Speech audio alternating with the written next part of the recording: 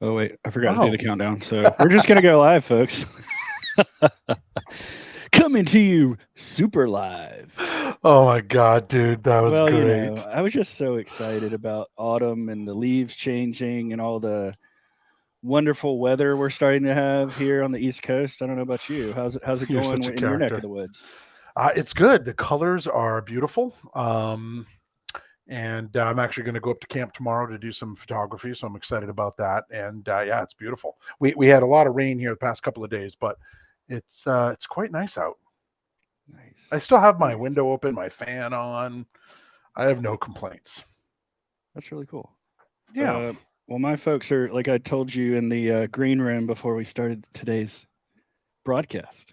My parents are up in your neck of the woods doing a really cool 2 week kind of tour of the scene, the scenery, the foliage, all those things, man. The foliage. The Yeah, foliage. no, I Is mean that I don't know. it's Is not that the bad. word? I didn't think it was going to be that great this year, and it's actually it's really Fantastic. nice. And I don't know about you, but this time of the year the sun sets now because of the way I don't know, we're getting some beautiful ones down here in NC. Yeah, no, Um it's nice. I mean, Elon has modified the simulation we're all right. trapped in, and it's actually Yeah. it's really nice. He does it every year though, which I He's turned up appreciate. he's turned up the vivid dial. Yeah, it's nice. It's nice. Let's talk about She-Hulk. Whew, man, What's what happening a with great She-Hulk? show. Well, first Well, of they all, had go ahead. no, please, by all I means. wanted to share. You continue to up your game on just the show promotion game, and I know that Photoshop is a passion of yours. So I am not using Photoshop to do these, just to be clear. Yeah, this was fun. I found this photo today, so of course I had to use our Florida picture to put us in there, which is near masterful work, even though it's correct. an impossible room based on how I unfortunately messed up the chandelier. But what's really clever is if you zoom in on the picture and Uh-huh. you look at the phone, I actually included blurry versions of us. So if you look Oh, really closely, you can actually nice. see you're there and I'm there too. That's a So commitment to craftsmanship that we rarely see in the hey, industry anymore. hey, we produce high quality work here on Week's End. So yeah, She-Hulk. Let's We talk a really, little bit really about do. it. Season finale was posted yesterday. Yeah, yesterday.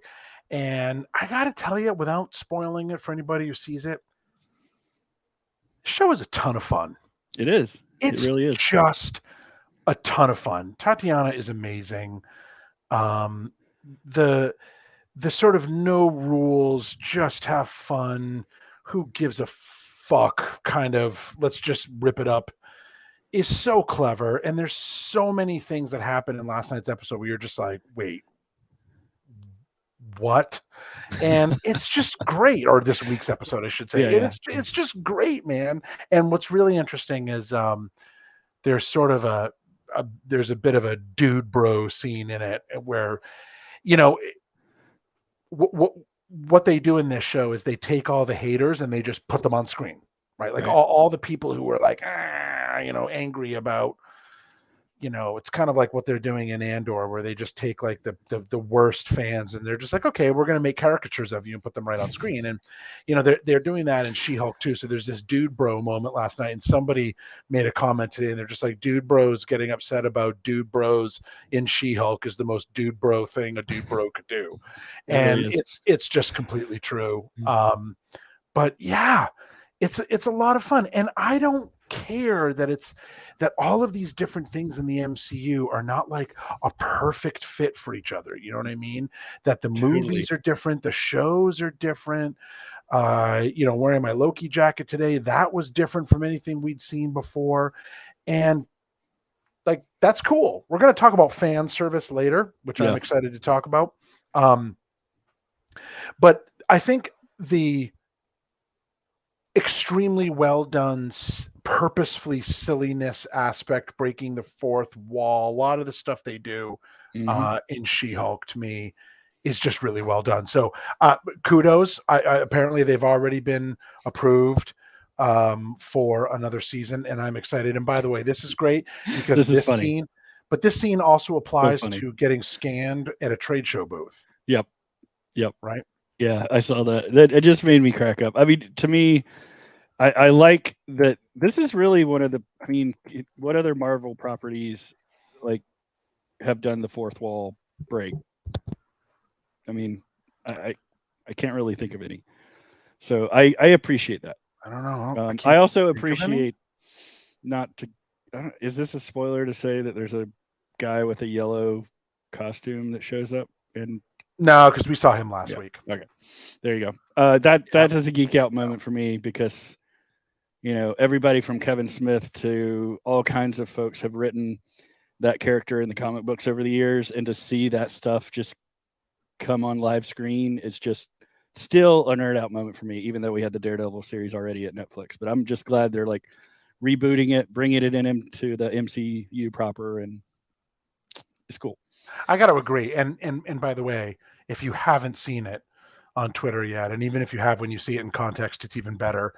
But the first 30 seconds or so of this week's She-Hulk may actually be one of the greatest things Marvel Studios has ever produced. I am not joking. Really?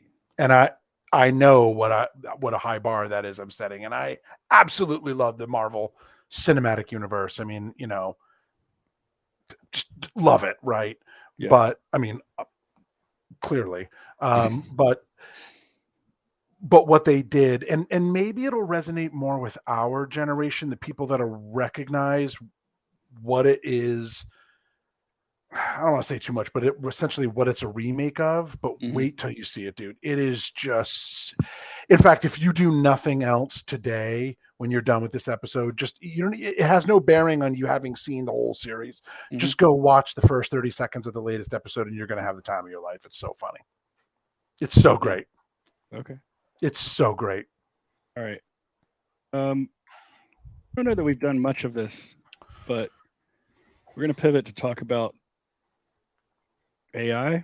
We don't usually get too technical in the show unless we're just nerding out about retro tech and the aesthetic of it, which I guess this goes into that. But also wanted to pick a bone with you, and apparently your copywriters did not catch your typo in your hashtag, and I just think, man, come on. Oh man, such a perfect tweet until I got to that hashtag, and then I just felt let down. And I'm not one of you cool Twitter blue fuckers with your edit button either. Yeah. Well, so here's a theory, not to diverge too much, but bitch, now I have to delete that tweet. The edit button, I think, is going to make tweets worse because I think so too. It actually gave me a false sense of security, and I misspelled two things last week because you think that it's not, you know what I mean? It gives you that, the attitude that you can go back and fix it, which you can only do for 30 minutes. That's not that's long enough for you to make the mistake, walk away from your desk, and then you're still that screwed. Wouldn't have saved me here anyway. That's what I'm saying. If your coworker catches your mistake later or whatever, it's not helping that scenario at all. But let's talk about this AI art. So what are you asking folks to do tech here? AI design. So first of all, before I delete this tweet, go to that URL you'll see on the screen. There's a lot of really cool examples in here. So not only do I want to know sort of what your 4 personal favorites are, the point I'm really trying to make is more and more of these designed by AI stuff that's coming out. I love all of it. So the Dolly stuff, this kind of thing, you're seeing more and more of this. And to me, it's like the birth of a new art.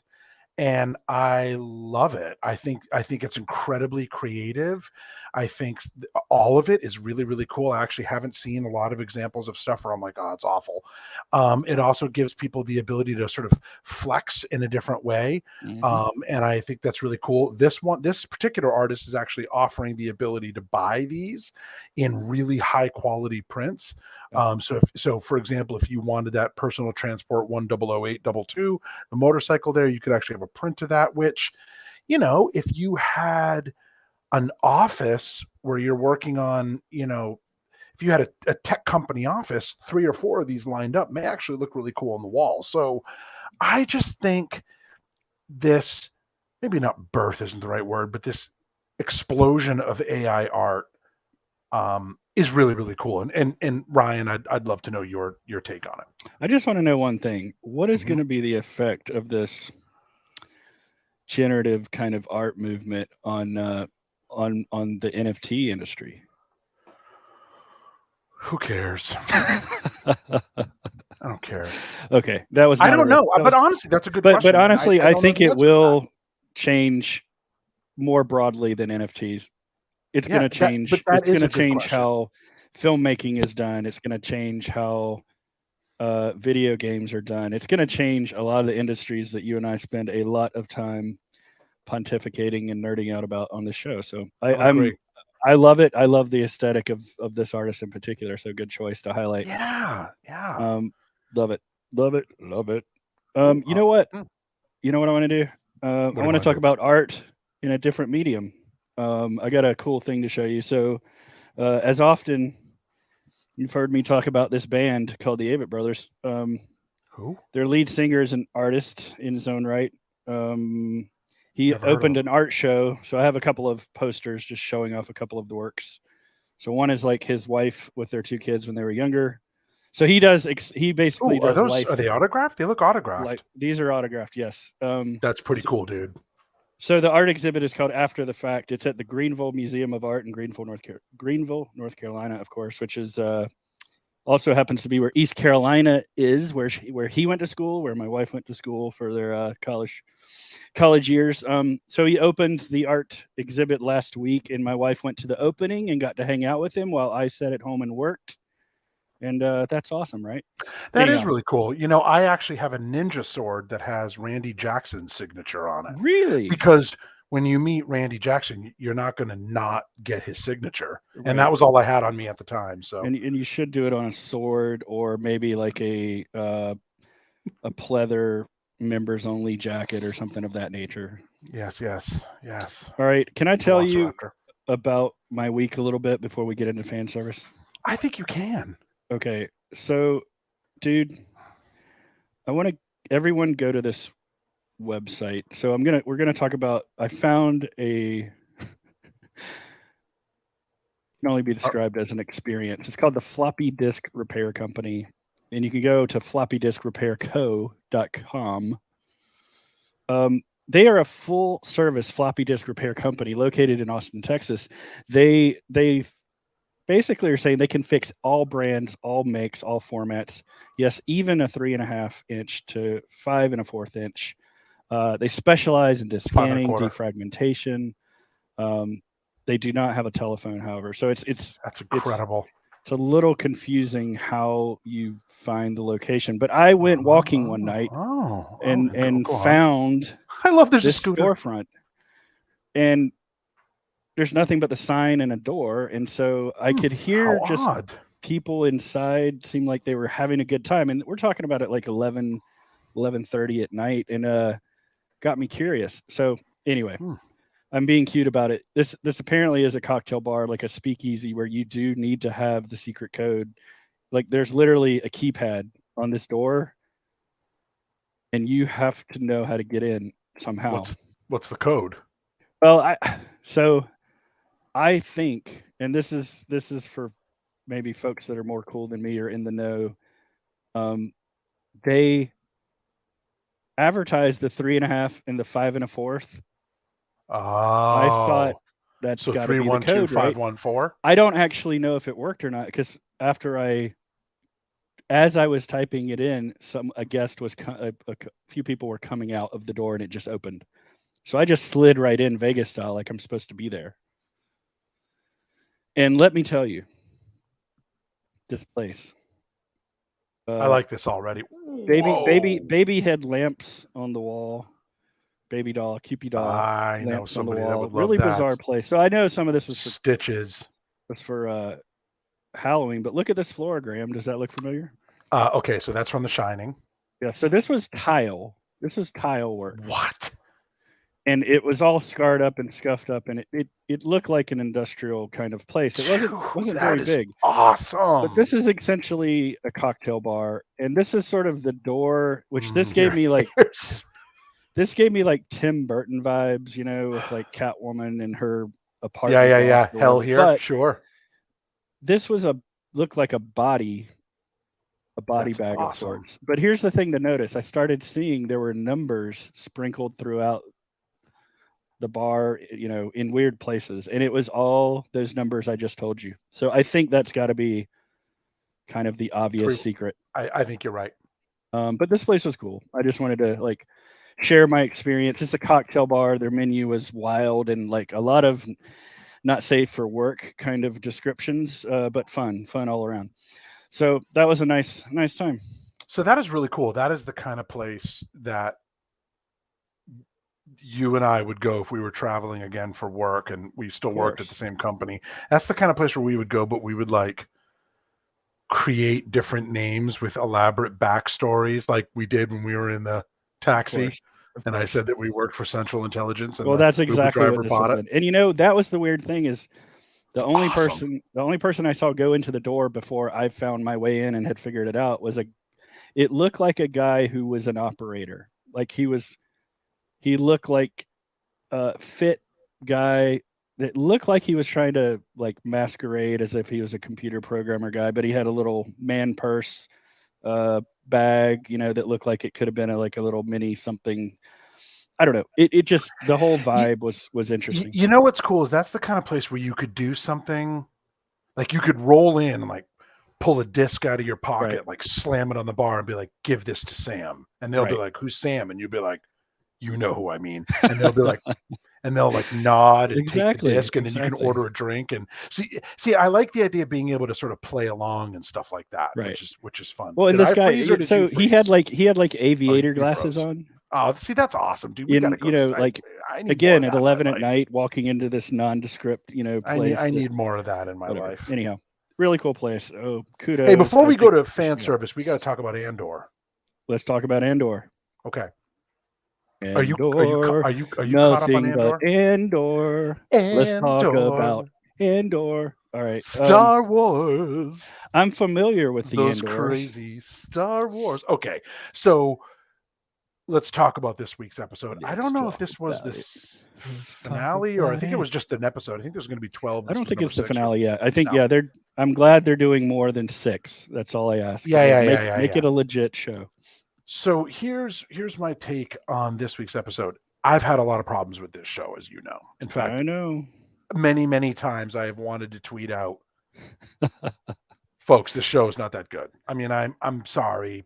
Like Kenobi was just a train wreck, right? And so this one I felt like, although I appreciated the cinematic elements of this show, it felt like it was kind of dragging. Some of it felt just silly. But wow, this week's episode ratcheted up the anxiety, ratcheted up the cinematography, ratcheted up the plot and the action, and it's sort of like everything you want in Star Wars. And they also show stuff that we've never seen before. So if you haven't seen it, you're gonna want to see this one quickly.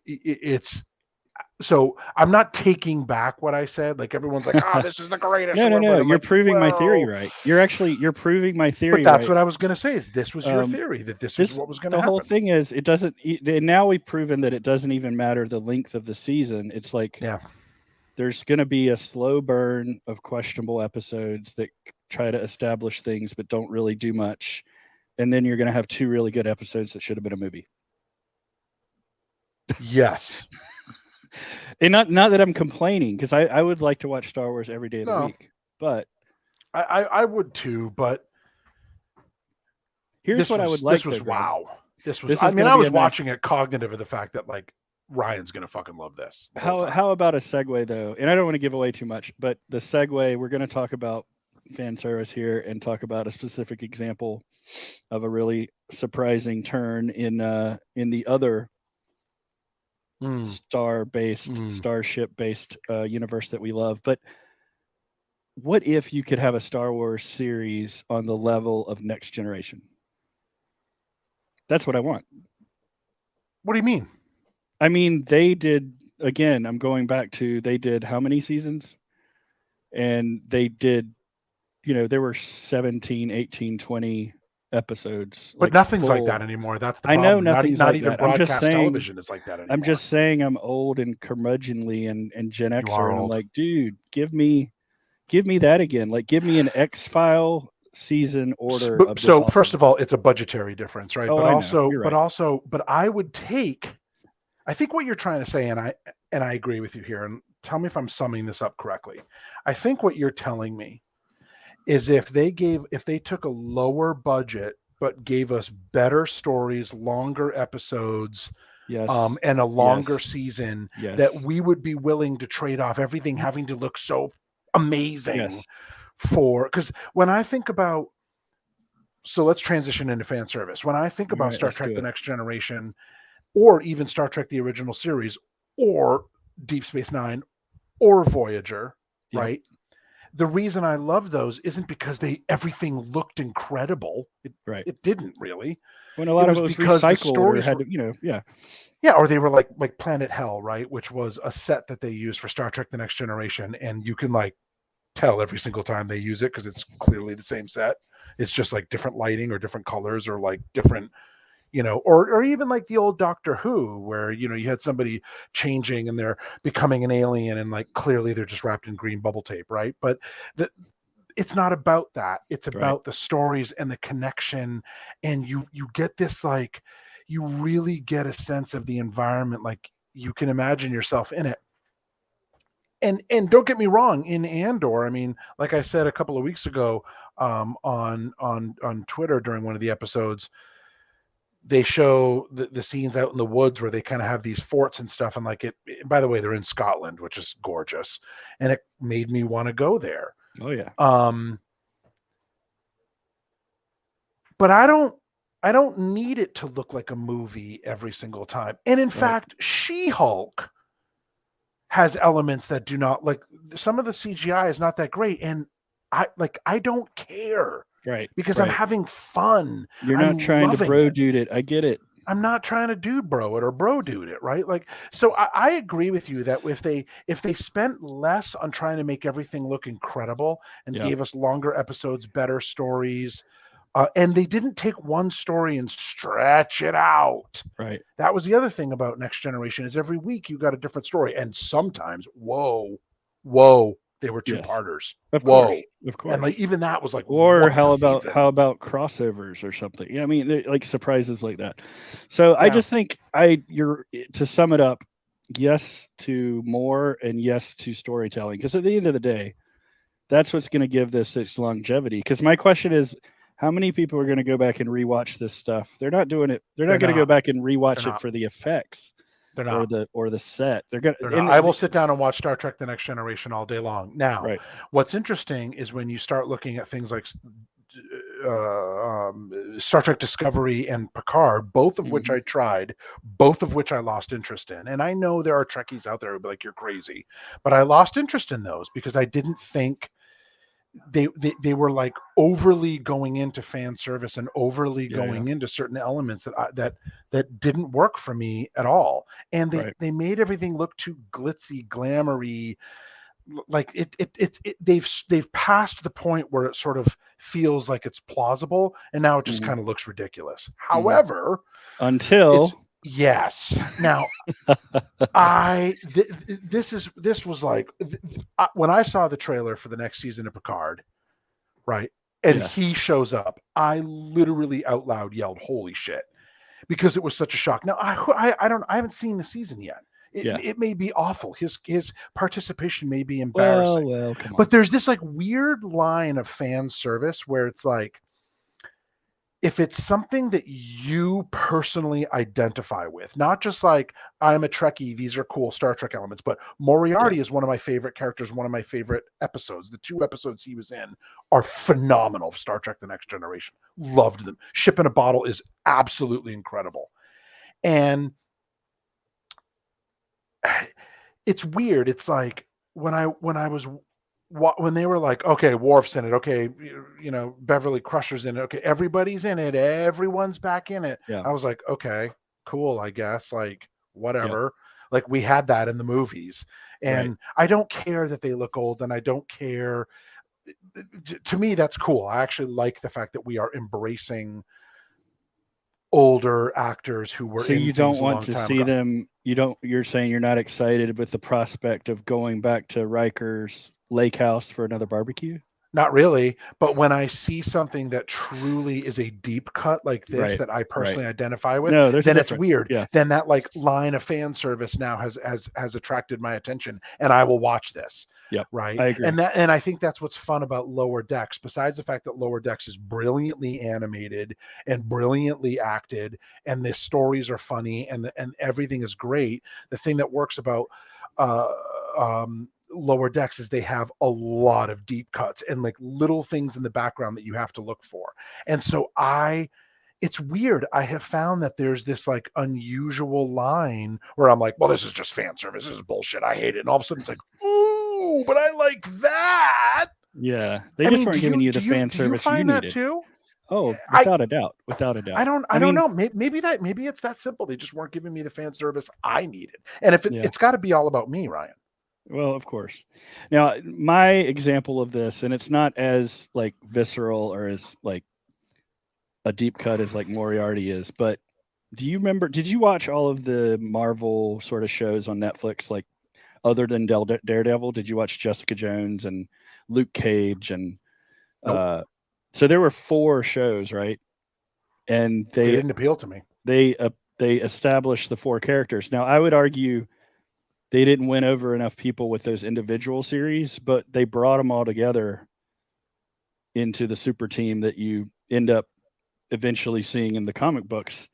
I would argue that was cool because of the fan service aspect of like almost having like a Avengers like vibe to it, meaning when they're sitting in a cafe eating shawarma Yeah, and I love that. that kind of vibe. So it Yeah. became Luke Cage and Jessica Jones getting together and not trying to make it the standard like how are we gonna do the creature of the week episode or the how did they get their powers episode or whatever that stuff is that we've already seen 10 million times. That became cool when they became a group and it was like, oh crap.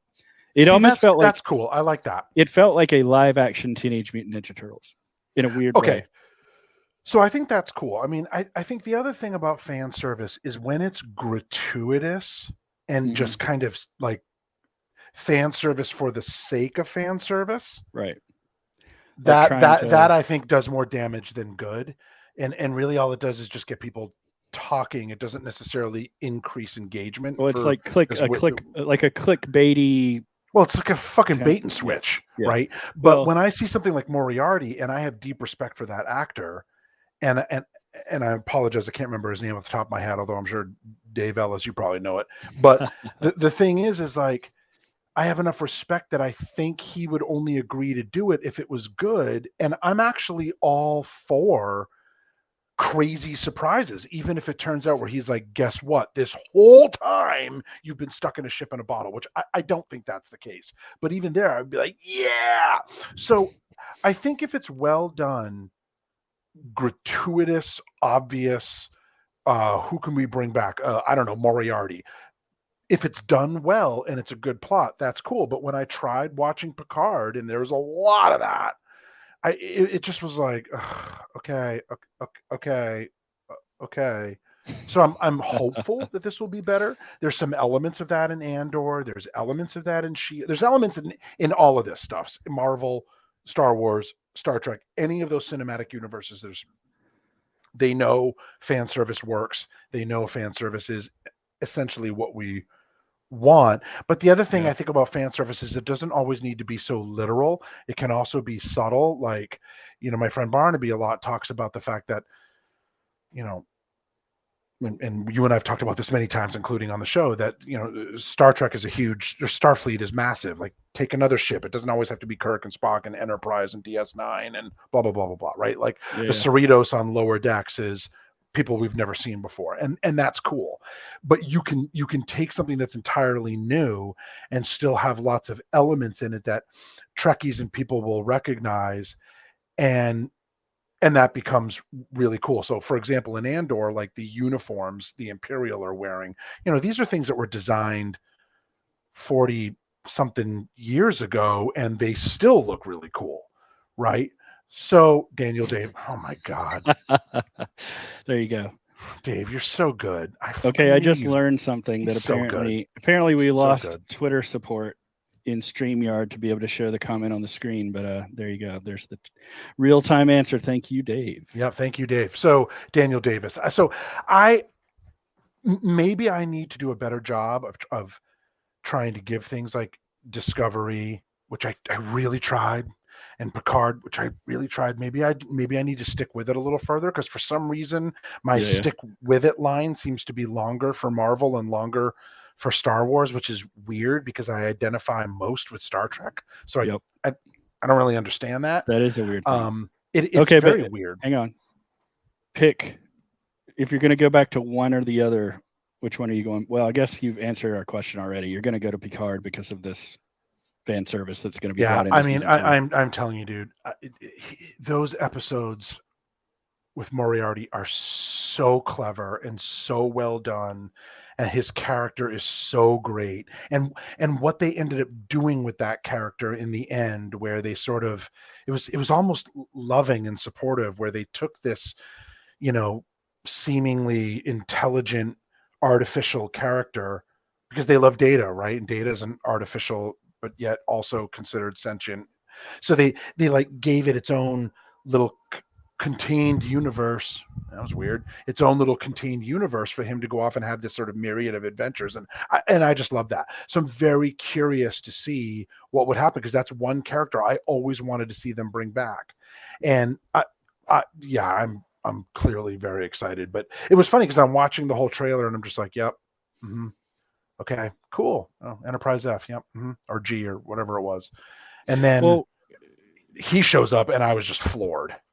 Okay, another question that just popped in my head here is like, I feel like fan service is sometimes done better in other mediums, and like TV struggles with it. What do you mean by that? I guess because of all the reasons we've just talked about, with it being more of a cheap play when it comes to TV. There's more examples of that. But when you look at video games or, comic books or things of that nature, when you have like true Easter eggs that reward, like with a different mode or with a secret level or with any of those things that like enhance your experience, I feel like it's better fan service. I mean, I'm going to just go out on a limb here and say that it's deeper, and to me, just more payoff, I guess. Yeah, I agree with that. I also think it helps when you can tell that a reunited cast is having fun. Yes. Like they haven't just been forced back into it. Like I will say that is the one thing that I do love about the Next Generation cast is they are a family. Now, if that is not true, they are selling it very, very well. But it you realize seems, because I see them on Twitter, I see behind. Those are I know that, kidding. but they share a lot of behind the scenes. How dare you? Yeah. They share a lot of behind the scenes stuff, and they really do. I mean, Jonathan Frakes, like it's kind of like when I was at that fan expo here in Boston, and I got to just talk to John Delancey Q. I just got to talk to him for like 20. I didn't ask for an autograph. I didn't pay for it. I didn't care about it. I literally just saddled up and started talking to him. And then like Frakes was talking to us. And, it's just one of those things where it's like, there's a really real person element that they bring to it that I think is fun. And so I think there's lots of different levels of fan service. When it's forced, like I felt it was for some of Picard and for some of Discovery, it just breaks it for me. Mm-hmm. And it's not even, or like Indiana Jones and the Kingdom of the Crystal Skulls, like Mike Sullivan put it best when he said, I was like, this movie was horrible. I hated it. And he's like, I just was happy to spend 2 hours with my old friend Indiana Jones again. And it's like, I get that. And I'm worried about Indy 5 because I think it's going to be just trash. And so there are times where like it's forced. Indiana Jones and the Kingdom of the Crystal Skulls is a great example of fan service being absolutely forced upon us, and it's garbage. Question. Speaking of, and I'm with you there. I want to.